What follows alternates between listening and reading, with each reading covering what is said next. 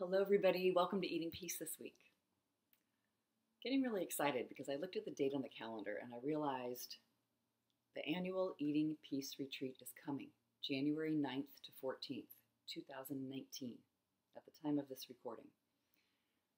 Annual, January, beginning of the year, 5 days, and really from a Wednesday night through Monday morning, an incredible experience of walking with the capacity and intention and group energy, and also sharing the guidance I've found along the way in this inquiry process to look at the mind and actually question it so that it just naturally begins to shift at a deep core level how we're approaching food and eating, what we're doing, and we get to practice mindful eating. It's like being in this different way, a clear way, just following simple directions around food and eating and our own bodies, getting to choose and feel that and slow everything down, and then take our thoughts to inquiry if we feel anxious or upset or intense. So the other day, the Eating Peace immersion program online has begun, and we're underway. It's only been a couple of weeks, and really it's like a 7-month program of everybody gathering. 5 months of meeting 5 days a week, and all the times are different so that it accommodates different people's time zones. So nobody will get on every call, but there'll be these little recordings and guided meditations, and through the group process, we make discoveries.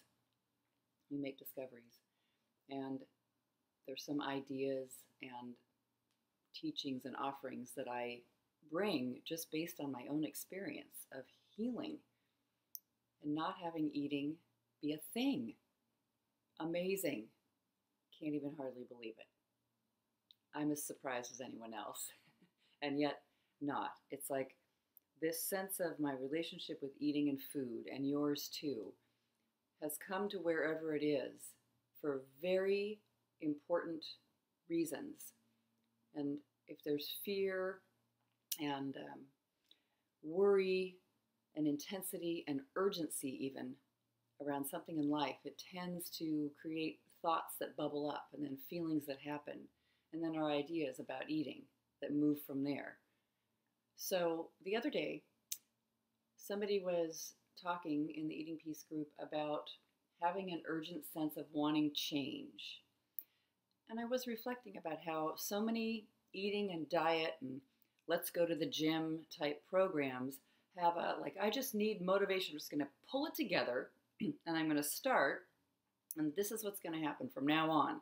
And there's like an intensity or a force or a management and kind of control, push behind it. Maybe often a lot of passion.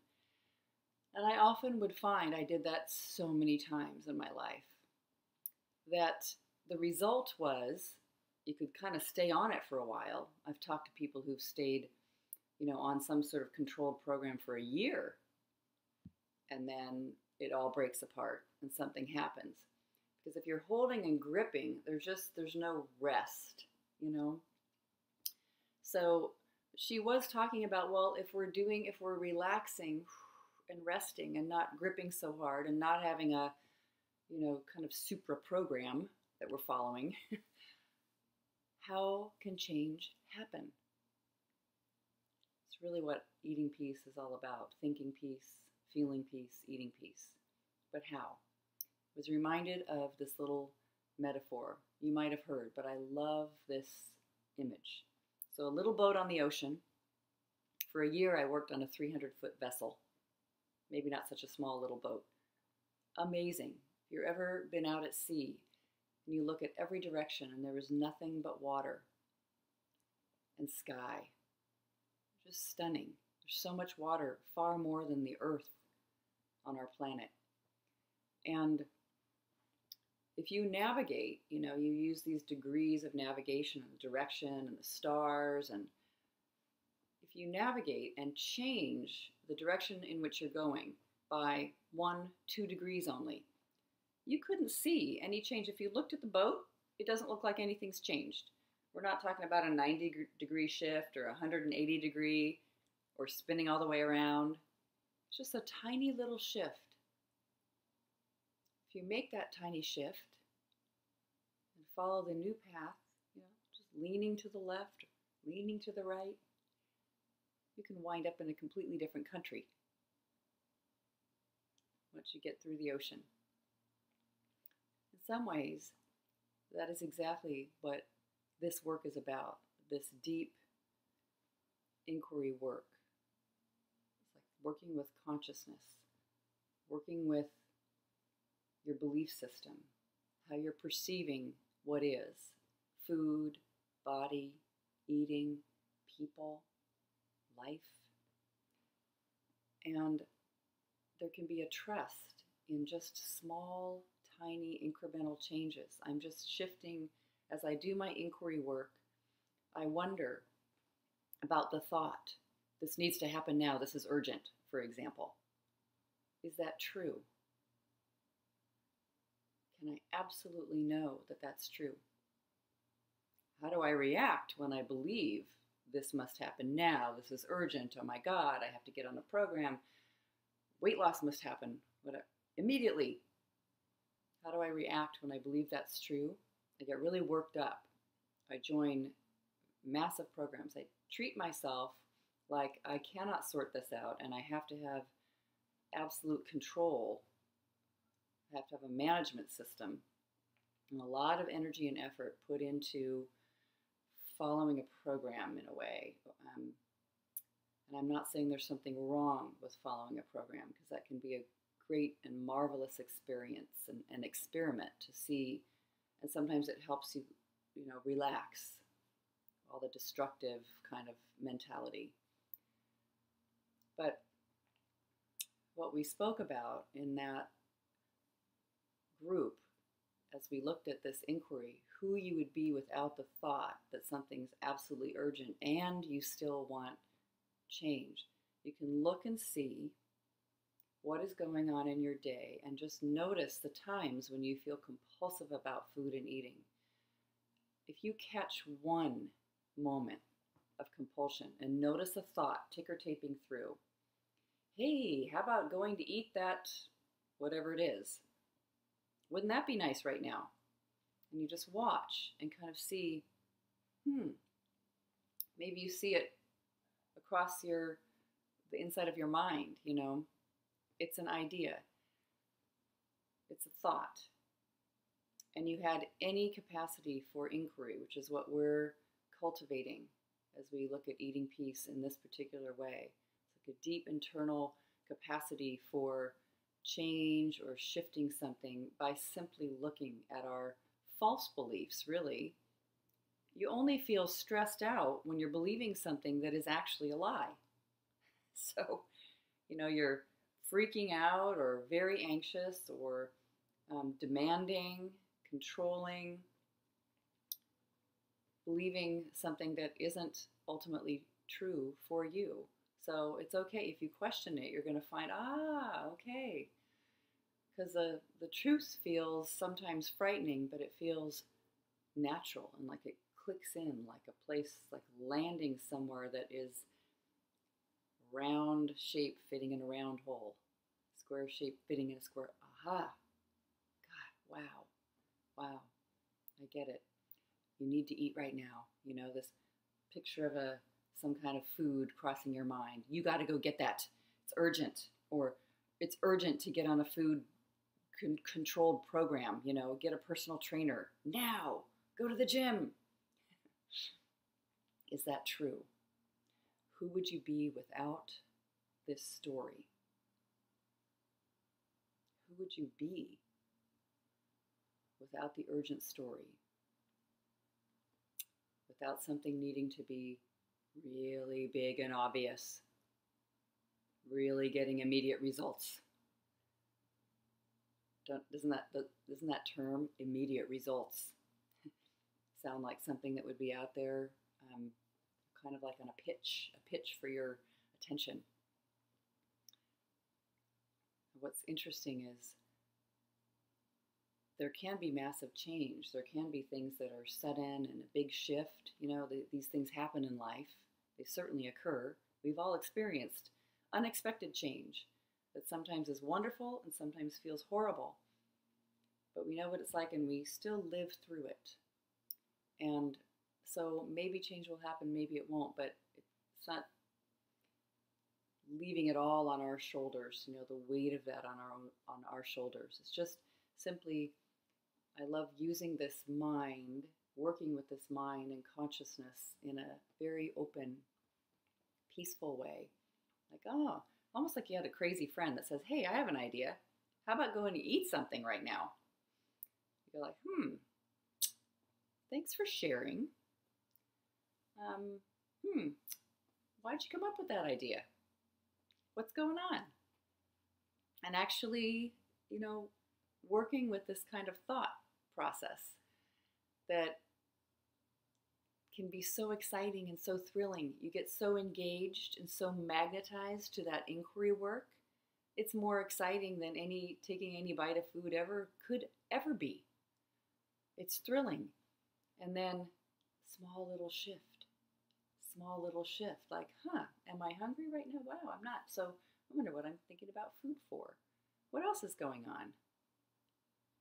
If you had some amazing, wonderful person, very compassionate, very interested in you, asking, hey, what's going on, honey? And you could answer, you know, gently answer and be with yourself. You would feel so excited about that conversation that food or substance or any kind of compulsive activity would become less interesting. And that's what this work is about. It's about being in touch with your very soul and your heart and accepting your own body. Here it is now. And now let's look at the flow of the day, the movement. Food comes into our lives and then it goes. You know, we eat, we set the food down and move on to something else. And so just looking at the small moments when eating seems to be the idea that's offered, some kind of thought in the mind, and we want to move towards it when it's not necessarily the best of service for ourselves. Looking, seeing what the thoughts are. Sometimes we come up with things that have nothing to do with food or eating that are worth inquiring into, that are really powerful, things that have frightened us or made us very sad or where we feel empty and lost. Sometimes we can question thoughts about food itself and about our bodies.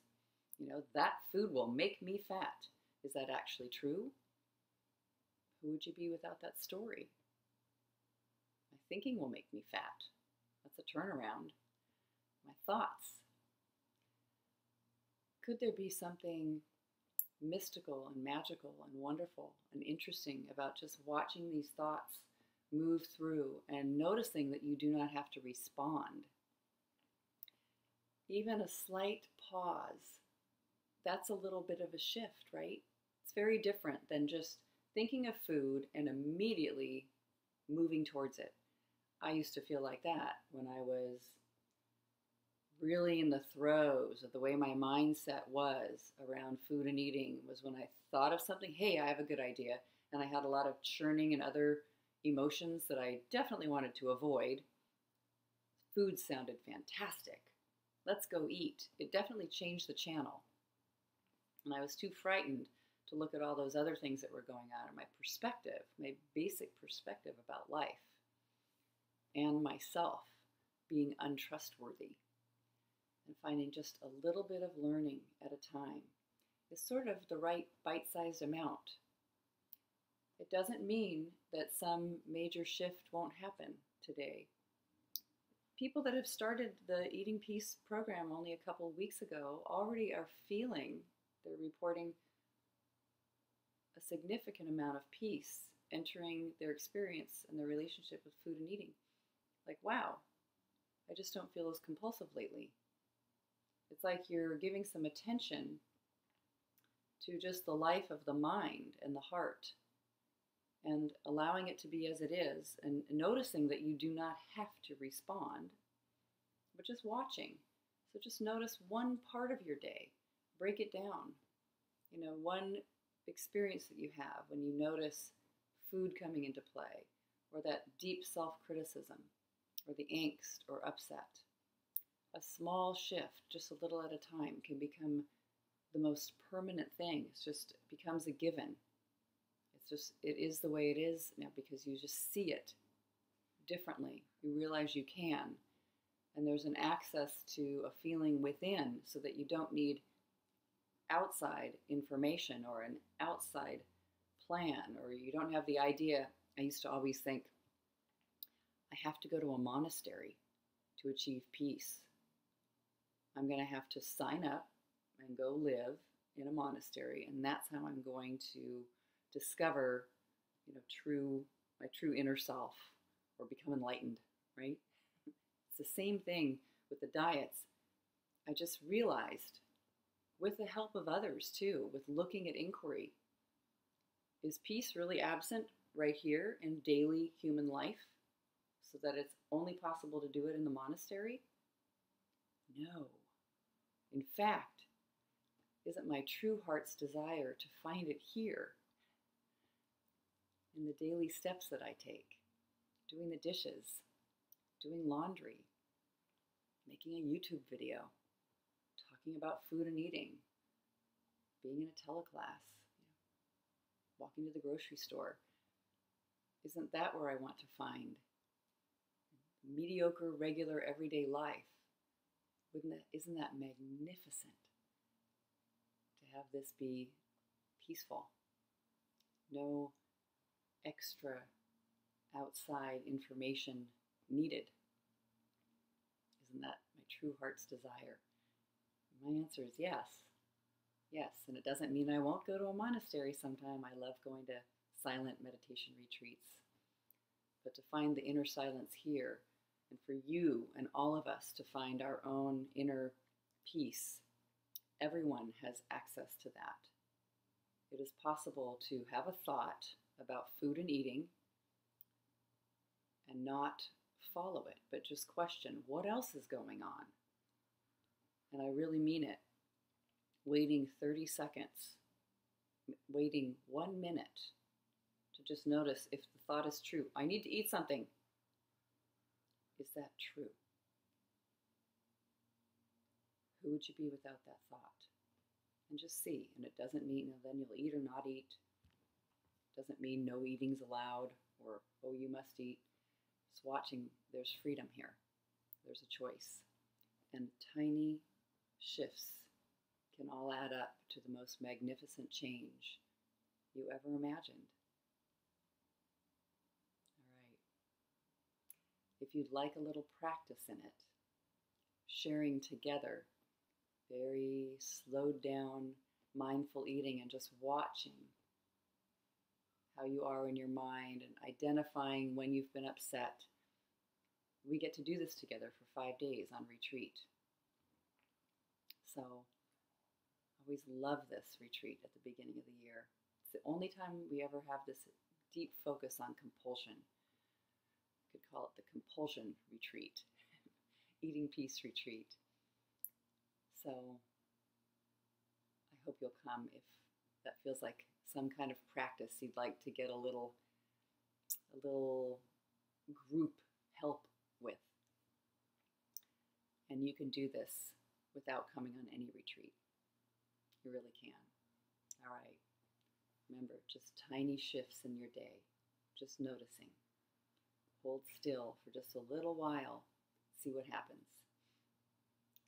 Maybe what you think is absent isn't. Maybe there's more trust and peace available to you right now in this moment, in this day, than you thought. All right. Who would you be without your story?